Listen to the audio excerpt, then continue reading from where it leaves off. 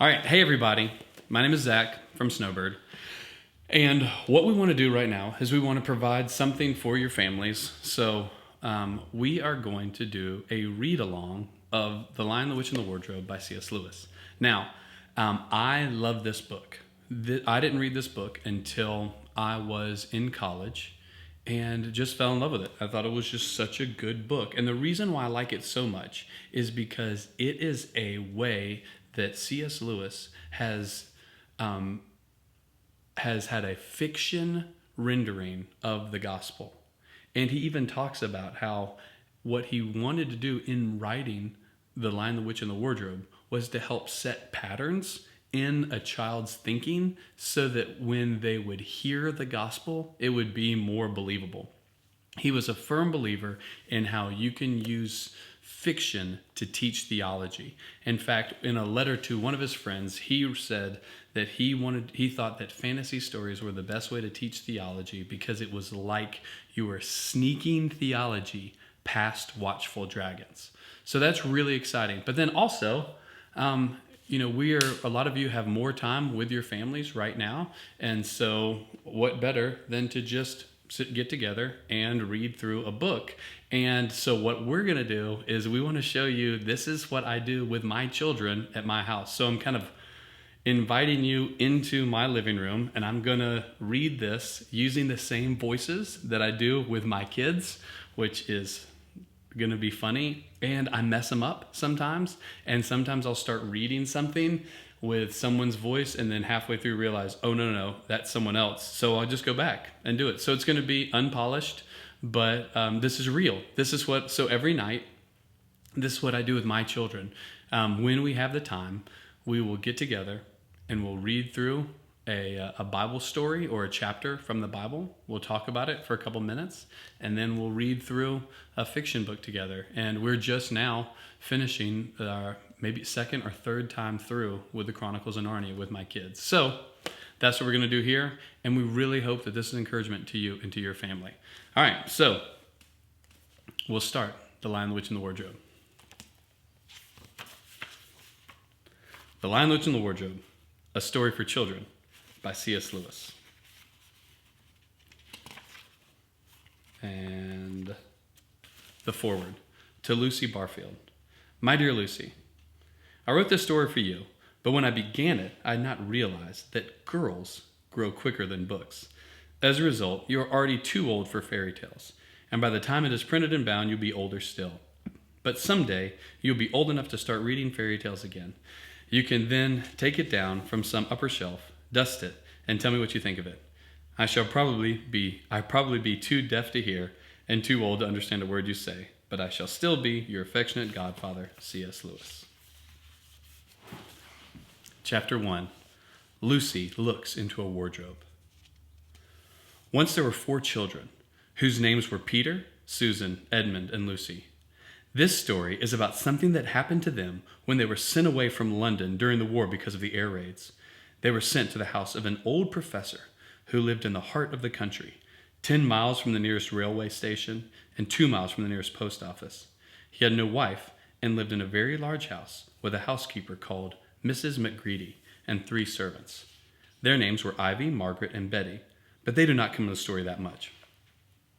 He himself was a very old man with shaggy white hair, which grew over most of his face as well as on his head, and they liked him almost at once.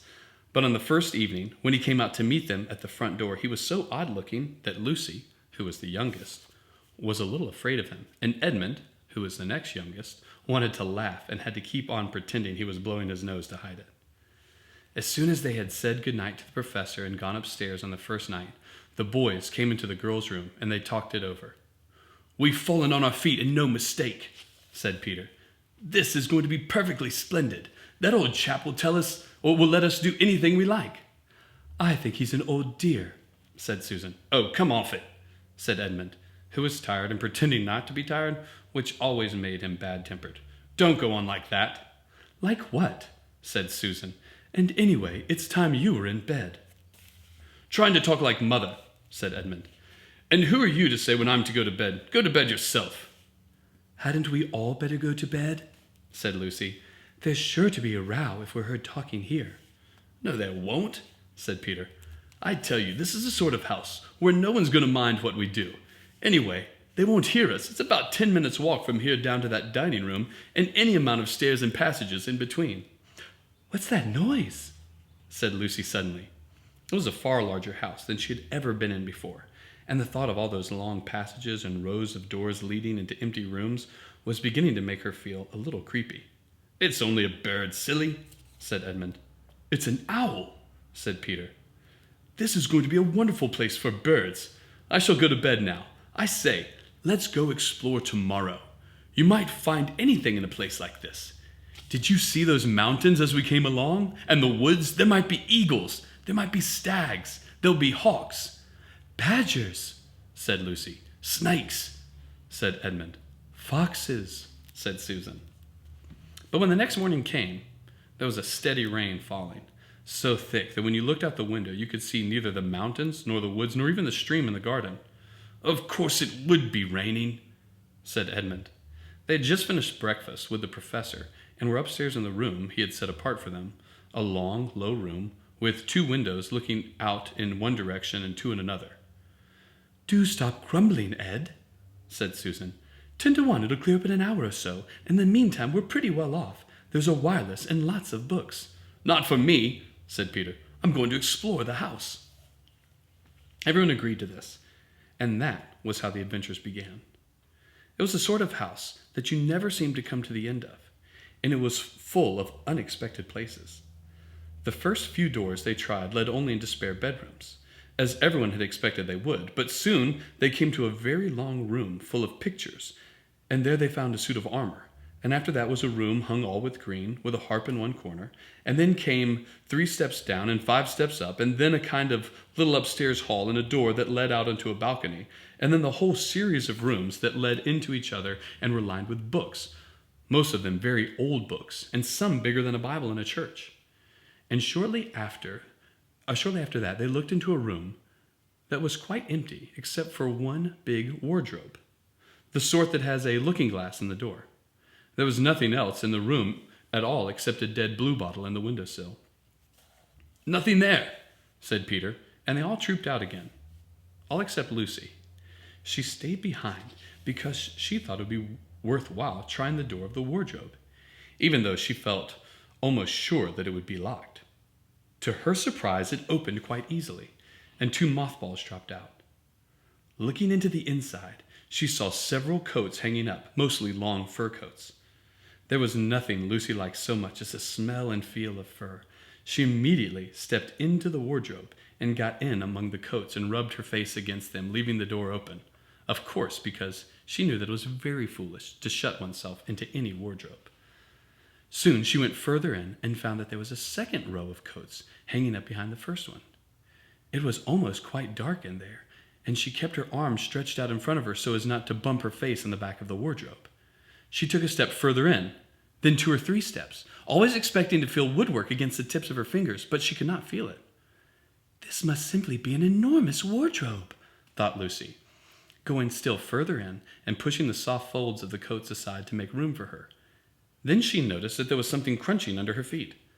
"I wonder, is that more mothballs?" she thought, stooping down to feel it with her hands. But instead of feeling the hard, smooth wood of the floor of the wardrobe, she felt something soft and powdery and extremely cold. "This is very queer," she said, and went on a step or 2 further. Next moment, she found that she was rubbing against her face and hands, that what was rubbing against her face and hands was no longer soft fur, but something hard and rough, even prickly. "Why, it's just like the branches of trees," exclaimed Lucy. And then she saw that there was a light ahead of her. Not a few inches away where the back of the wardrobe ought to have been, but a long way off. Something cold and soft was falling on her. A moment later, she found she was standing in the middle of a wood at nighttime, with snow under her feet and snowflakes falling through the air. Lucy felt a little frightened, but she felt very inquisitive and excited as well. She looked back over her shoulder, and there, between the dark tree trunks, she could still see the open doorway of the wardrobe, and even catch a glimpse of the empty room from which she had set out. She had, of course, left the door open, for she knew that it was a very silly thing to shut oneself into a wardrobe.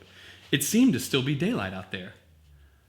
I can always get back if anything goes wrong, thought Lucy.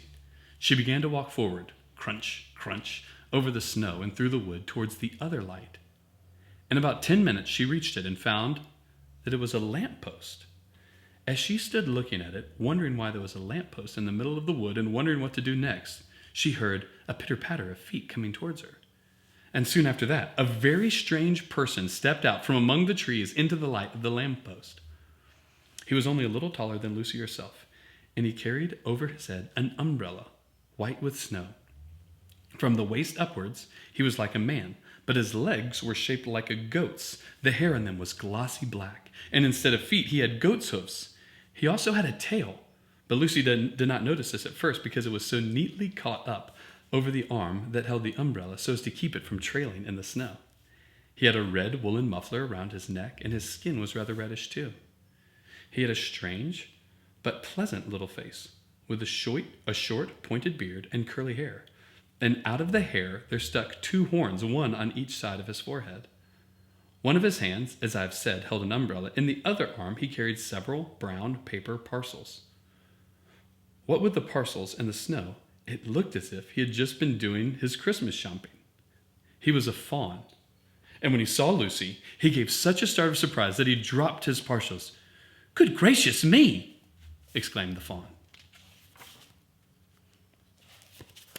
That's chapter 1. All right, so what we want to do is we want to read a chapter and then we'll talk about it. Now, in the first chapter, not really that much happens. We're just getting the lay of the land. We're getting to see you've got these 4 kids who are in this house, and we've gotten introduced to them a little bit. And already you can kind of see that Edmund can be kind of a stinker, right? So Edmund, he's not exactly as nice and kind as the other ones so far. So we're seeing that, but we're also just seeing this is a really cool world that he's created. And now I will say this. Now we're reading the Lion, the Witch, and the Wardrobe, which according to this publication is book 1 in the Chronicles of Narnia. And the reason why it's book 1 is because it was written first. Now, he wrote the 7 Chronicles of Narnia, and the original order of publication, you've got The Lion, the Witch, and the Wardrobe as number 1. Now, later on, in the 6th book of the original published order is The Magician's Nephew, which actually happens chronologically before the first book. And there was a point in which C.S. Lewis thought, well, maybe you should read it in chronological order, and you could read that one first. But I disagree with that. I don't like it. Well, not that I disagree with C.S. Lewis. He's dead. And if he said that, that's fine. But I think that they're best read in the published order, which is why when reading it, we always read The Lion, the Witch, and the Wardrobe first, because there's some stuff that you see in The Magician's Nephew that you miss out on if you don't already know what Narnia is. And then you get to go back and you get to see some cool things as kind of a flashback. So that's why we're doing The Lion, the Witch, and the Wardrobe as number 1, and because I think that The Lion, the Witch, and the Wardrobe is one of the best books ever written for the purpose behind it, which is to try to just to get a good picture of the gospel, to set the patterns in a child's mind for the gospel, so that when they hear the gospel, then it's more believable to them. So there we go, chapter 1, and we'll start chapter 2.